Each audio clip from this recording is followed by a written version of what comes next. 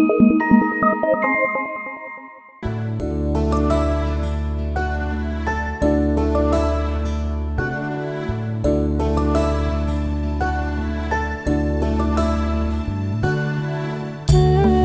is the story of a boy who lived his life with great compassion and honesty. He showed the world that faith and respect for your master could indeed take you places. This is the story of Ekalavya.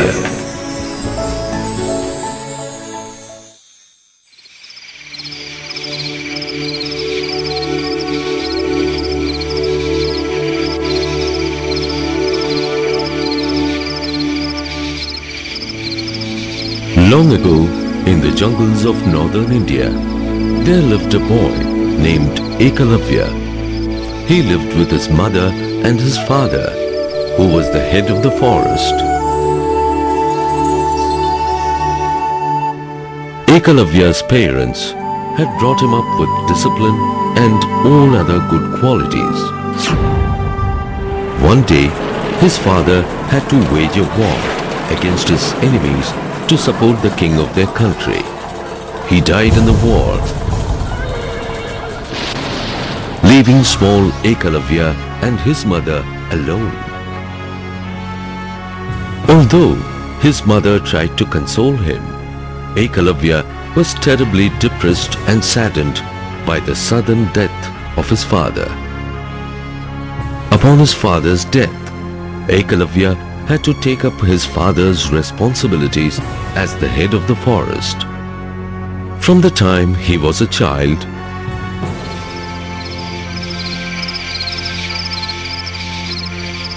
Ekalavya loved animals and treated all the animals in the forest with great love and affection. But he was terribly disturbed by the wild wolves that would enter the forest and drag off the young calves, deer and cattle. Their pitiful cries were unbearable to Ekalavya. He decided that he must help them.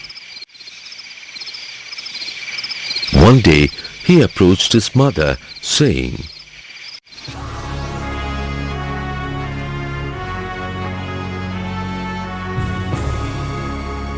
"Mother, can't you hear the loud cries of the cows and deer of the forest? The wild wolves mercilessly kill their young. We must help them. Please tell me, how can I protect them?" Ekalavya, I know how compassionate you are, but this is how nature is. We cannot do anything about it. These wild animals live in the bushes of the jungle, and we cannot find out where they hide.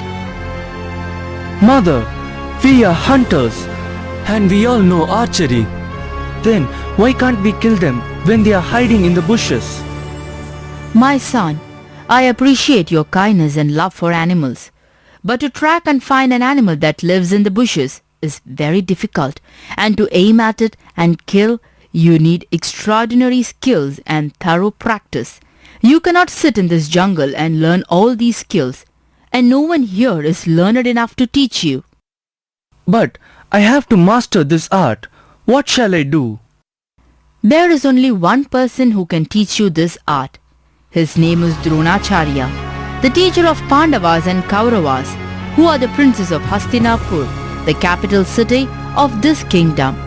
Dronacharya is a Brahmin who has learned this art from his father sage Bharadwaja, the greatest sage of all time, and also from his great teacher Guru Parashurama. How did Dronacharya become so famous? He was a dedicated student of his Guru Parashurama, who is an avatar of Lord Ram. Dronacharya's fame lies in his discipline and humility. There is an interesting story about how he became the teacher for the Pandava and Kaurava princes. Please tell me the story, Mother. It sounds really interesting.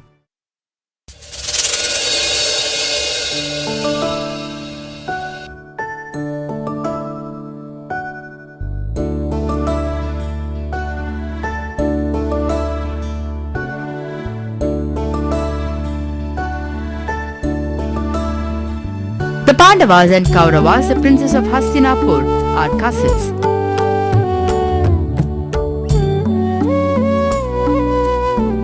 King Pandu's sons are the Pandavas and his brother King Dhritarashtra's sons are the Kauravas. Their grandfather was Bhishma, one of the greatest personalities in the legendary epic of the Mahabharata. Bhishma was the son of Ganga Devi, Mother River Ganga. Without Bhishma, there could be no Mahabharata. He was highly talented and had great love for his father. He sacrificed his life and did not marry for the sake of his father's happiness. He was also a highly skilled archer.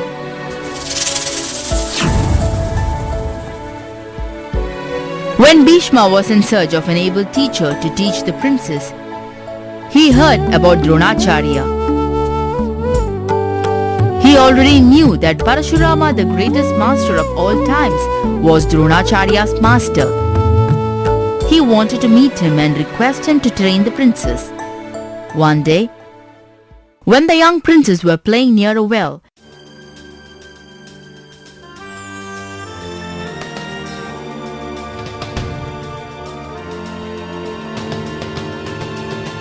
their ball fell into the well.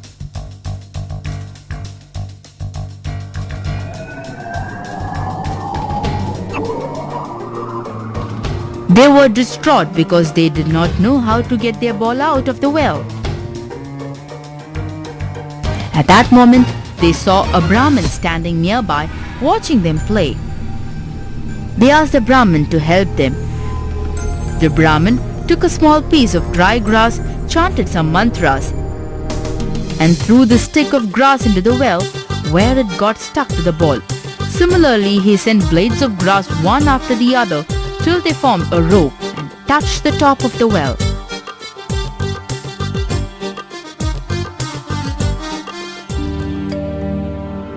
Finally, he pulled the ball out of the well with a rope of grass and handed it over to the princess. How did he do that, mother? He must be really great. The princes were extremely happy and they took the ball and narrated the whole story to their grandfather Bhishma. Bhishma knew that the Brahmin was none other than Dronacharya, as no one else could possess such skill in archery. He immediately sent his soldiers along with the princes to ask Dronacharya to come to the palace. The soldiers brought Dronacharya to the palace and Bhishma appealed to Dronacharya to become the guru for his grandsons, the Pandavas and Kauravas. Dronacharya accepted the proposal and began teaching them. He is now the great guru of the princes of Hastinapura. Mother, I want to go right away and become his student. But will he accept me? He will definitely accept you as his student. But you have to be calm, obedient, sincere, loyal and humble. He is a great person. My blessings will be with you, my son. The next day, full of expectations and enthusiasm, Ekalavya set out towards Hastinapur to meet Dronacharya. But at the outskirts of the city itself, he came across Dronacharya training the princes.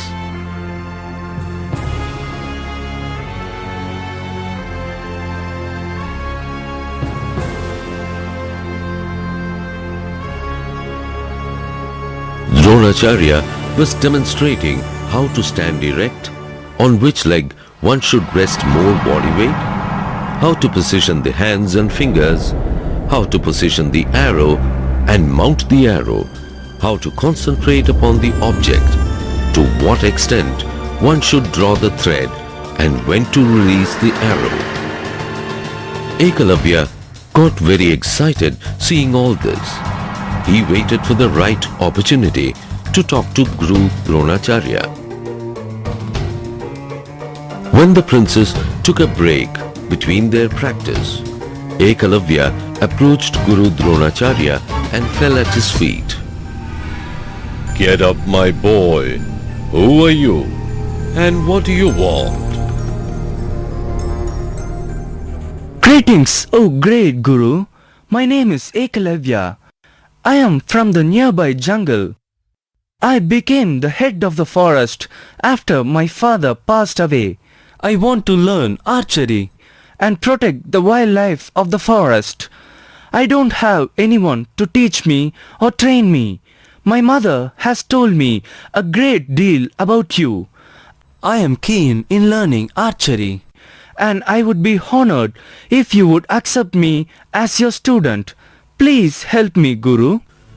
Dronacharya was highly moved by the young boy's affection. He really wanted to accept him as his student. But as he was the teacher for the princess, he could not accept a mere jungle boy as his student and train him alongside the princess. Moreover, Arjuna, the third brother of the Pandavas, had immense potential in archery and other skills, and Drona had promised him that he would make him the best archer in the world. Knowing all this, he could not accept Ekalavya. But at the same time, he did not want to disappoint him. So, in order to pacify him, he said, "My dear boy, I am really happy to see your interest in archery and your love for animals. You are highly intelligent. Go back to the forest and start practicing. Someday, you will become a master archer on your own." Ekalavya was highly pleased, and he felt as though he had received the greatest blessing in life. Thank you, Guru. I seek your blessings. Ekalavya, my blessings are with you. Although I cannot be there to train you, you will always be my student. Now go home and practice by yourself. Ekalavya returned to the forest and made an idol of Dronacharya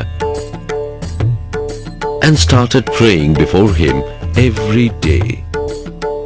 He used to adorn the idol with flowers and start his practice before him.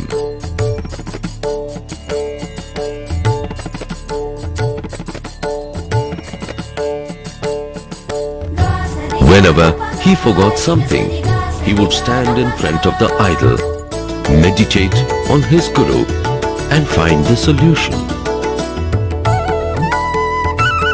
Because of his high devotion to his master, he was able to practice and improve his skills. Years passed, and Ekalavya became a master archer.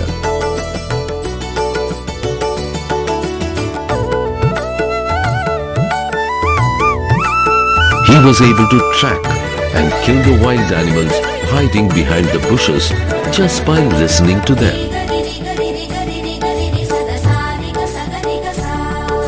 All the cattle and other animals in the forest were very happy and life went on peacefully. The people of the forest were very happy with the talented Ekalavya as the head of their forest. One day, the Pandavas went for a hunting expedition in the forest along with Ashwatthama, the son of Dronacharya. While they were eating, their dog went wandering in the forest. When the dog saw Ekalavya practicing archery dressed in a tiger skin, it began barking at him.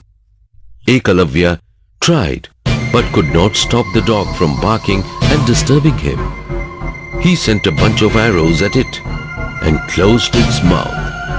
The dog ran away to Arjuna. Ashwatthama, look at the dog. Someone has closed his mouth with arrows. Only a highly trained archer can do this. It would be amazing to find such a skilled archer in this forest. Extraordinary skill. Let us find out who has done this. Arjuna and Ashwatthama followed their dog and reached the place where Ekalavya was practicing. They were stunned to see a good-looking young man dressed in a hunter's clothes. Hey, who are you? How dare you close my dog's mouth with arrows? I am Eklavya, the head of this forest. Your dog was disturbing me. That's why I closed its mouth. Who is your master? The great Guru Dronacharya is my master. Arjuna and Ashwatthama were shocked to hear this. What are you saying? Dronacharya is my guru. I am Arjuna, the Pandava prince. Dronacharya teaches only prince, and not jungle boys like you. Do not lie. My father has taught me all the noble qualities in life. I don't lie. My master is a great person. He doesn't see any distinctions in caste and wealth. He will teach anyone who has sincerity and devotion. What do you mean? My guru promised to make me the greatest archer in the world. But now, it looks like he has not lived up to his promise. This is really shocking. Whatever you want to say about me, you can go ahead and say it. But not another word against my master, or I will have to cut out your tongue. Ashwatthama took Arjuna back to Hastinapur to meet Dronacharya. Dronacharya was shocked and at the same time immensely moved by Ekalavya's devotion. Dronacharya recalled how he had come to make a promise to Arjuna to make him the greatest archer in the world. Dronacharya had made a vow when he was young, which he still had to fulfill. When he was a student, he had a friend in his school called Drupada, who was the son of a king. He was very rich. After their school education came to an end, Drupada told Dronacharya that he would be his true friend throughout his life and also asked him to come and meet him whenever he was in need.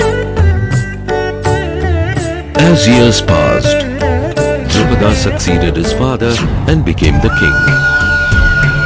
After Dronacharya's studies, he got married. He found it difficult to lead a normal life as he did not earn enough. Remembering his childhood friend Drupada, he approached him.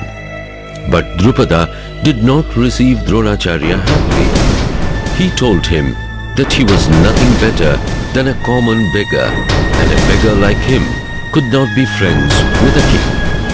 He humiliated Dronacharya and drove him and his wife and child away.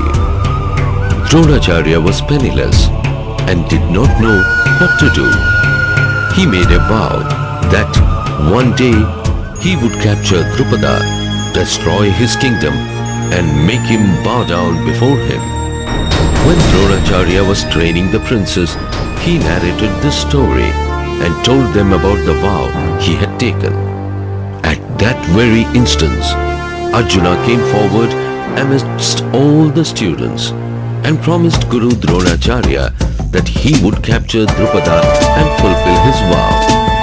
This incident moved Dronacharya and he developed a great liking for Arjuna. There was another incident which made Dronacharya understand Arjuna's determination. One day after the practice session, the Pandavas and the Kauravas were eating when a strong wind began and the lights went away suddenly. In spite of this, everyone completed eating their meal. After some time, the lights came on again and Arjuna approached Guru Dronacharya. Guru, I have a small question. The lights went away while we were eating, but everybody was able to finish their meal. And there was no problem. The food was also not split on the floor. How is that possible? Arjuna, you are really intelligent. You're the only one who noticed this. This happened through sheer practice. If you are able to practice correctly, you can achieve anything in this world. Nothing is impossible.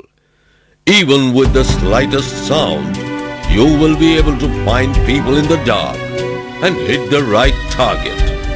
You can achieve this through determination and through practice.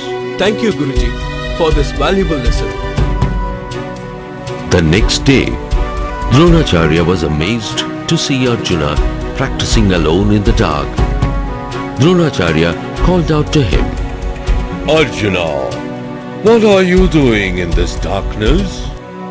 Guru, yesterday you taught me that if we practice properly, we can hit targets in the night without light and kill our hidden enemies. Dronacharya was immensely pleased with his devotion. Arjuna, I am very proud of you. I will make you the greatest archer in the world. No one will be able to outdo you in this field. Thank you, Guru. I will make your hope a reality. Highly impressed with Arjuna's devotion and sincerity, Dronacharya started training him. Arjuna showed immense interest in archery and all other skills. When Arjuna asked Dronacharya how he could go back on his word after making him a promise that he would make him the greatest archer in the world, Dronacharya was unable to say anything. He decided to accompany Arjuna and Ashwatthama to the forest. News spread in the forest that Dronacharya was coming to meet Ekalavya.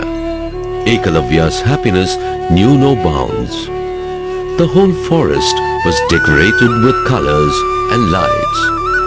The people wore bright costumes and eagerly waited to greet Dronacharya and the Pandava prince Arjuna. Dronacharya approached Ekalavya and he was amazed to see his idol decorated with flowers. Ekalavya fell at Dronacharya's feet. Tears started pouring down his cheeks and he could not control his emotions. Get up, my boy. You have made an idol of me and you have practiced archery in front of it. Why did you do this? Guru, you are everything to me. Since you have accepted me as your student and asked me to practice in the forest, I started practicing. Whenever I had a problem, I would meditate in front of your idol and immediately I would find a solution. That's how I learned this art. Master, I want you to see my skill in archery. Ekalavya made his master, Arjuna and Ashwatthama watch him perform various different feats in archery.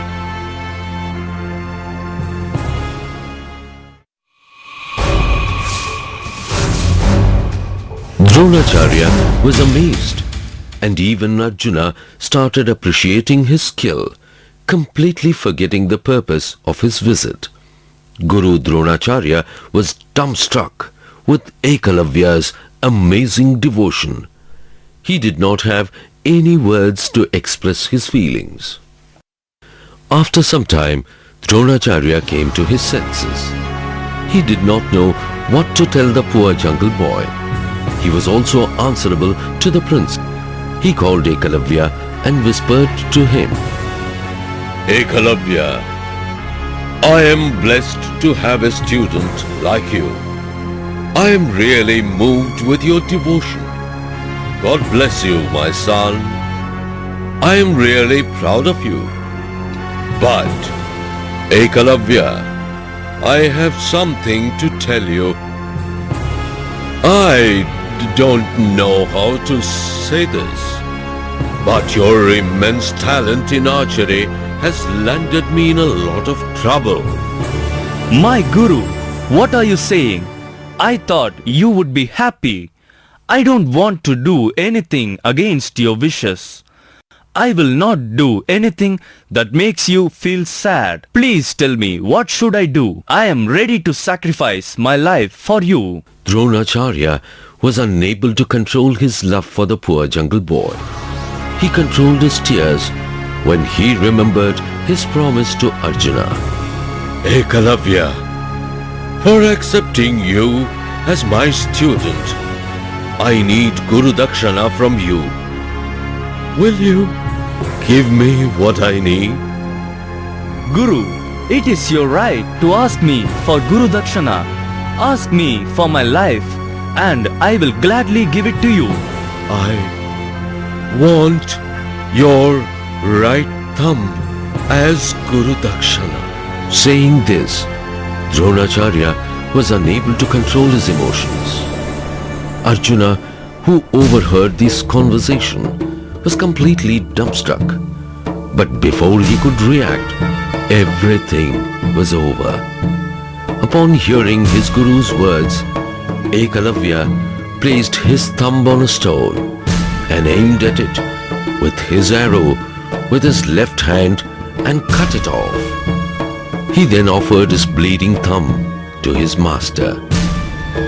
Dronacharya could not believe his eyes. Arjuna was completely taken aback seeing the devotion of the poor jungle boy Ekalavya. Dronacharya broke down completely and hugged Ekalavya. Ekalavya, my son, please pardon me. Let God bless you with all success in life. Dronacharya left the forest along with Arjuna and Ashwatthama and returned to Hastinapur. After losing his right thumb, Ekalavya still practiced archery with his left hand and mastered the art once more. During the Mahabharata war between the Pandavas and the Kauravas, he was asked to join the Kaurava army as his father had belonged to the Kaurava kingdom. But before he could participate in the war, he was killed by Krishna. Krishna had observed his skill at archery and knew that if he joined the forces with the Kauravas, the Pandavas would surely be defeated as he was as skilled as Arjuna was. Even though he was killed by Krishna, Krishna granted him eternal bliss.